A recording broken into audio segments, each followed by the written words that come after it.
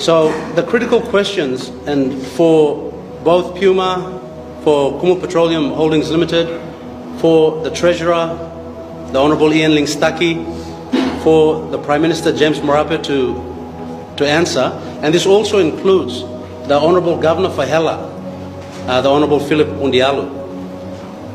See, we're saying here that the fuel crisis affecting Papua New Guinea involves the Hela provincial government trying to take over the supply of fuel to the country. This fuel crisis is artificial, it's not man-made. We're not having a fuel crisis because of the law of supply and demand. We're having a fuel crisis here because you've got a group of people that are trying to take over the fuel supply to the nation.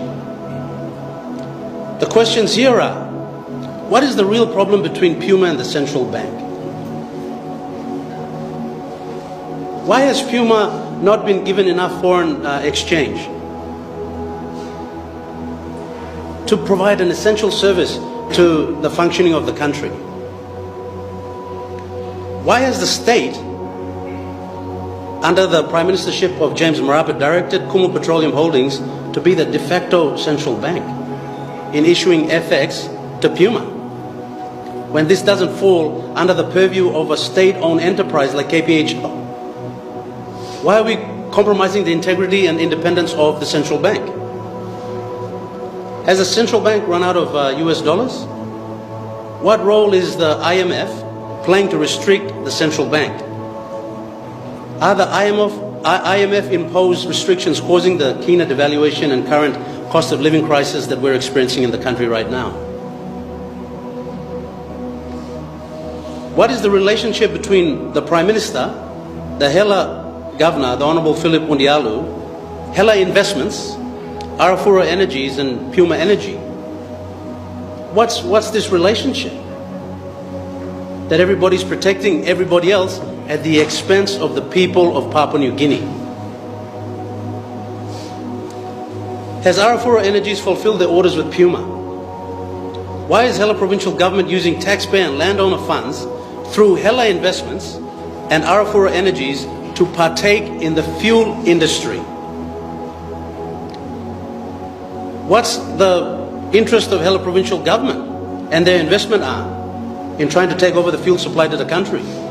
Why can't we just do the right thing and stop the monopoly and allow another international provider of petrochemical products like ExxonMobil, like Total, to come in and restore consistent supply of fuel to the country?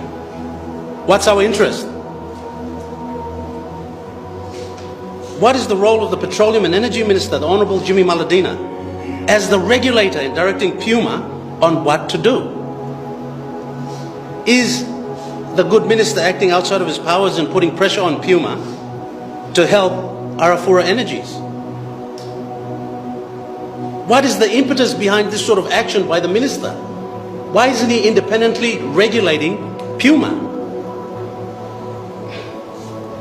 Arafura has not fulfilled the second order of fuel supply to the country and is up for penalty and damages from Puma for another 11 million US dollars. Who will pay for this? Will the state pay for it, or will Hela Investments pay for it? These questions just highlight a sinister plot and scheme that is completely risking the stability of fuel supply to the country. And you can talk about any other goods and services. Without oil, without fuel, the country will just come to a complete halt. So this sort of insidious action, and these players, they have to come out and tell the country what interest they have in trying to take over the fuel supply for the nation. We don't want Hela Investments supplying fuel to the country. Why can't we just have ExxonMobil come in and take over the fuel supply if Puma can't do it? What's so hard? This comes back to the point that the alternative PM was making. The Prime Minister, Honourable James Marape, is incapable of making tough decisions for the good of the nation. And this is why we're having a problem. Crisis after crisis after crisis. It's not just a fuel problem. It's a fuel crisis. It's not that payroll's not on time, we've got a cash flow crisis. The country's becoming insolvent. We keep on borrowing money to repay the debts that we already can't manage. There's serious implications here. And in his wisdom, the Prime Minister has just gone ahead and reappointed the Honourable Ian Lingstaki, the sideline treasurer. Notwithstanding his total incompetence, he's just reappointed him. So Lingstaki has to come out and he has to tell us how he's going to fix the foreign exchange crisis that we have right now, how he's going to fix the cash flow crisis, how he's going to fix the cost of living crisis. We demand accountability by the treasurer.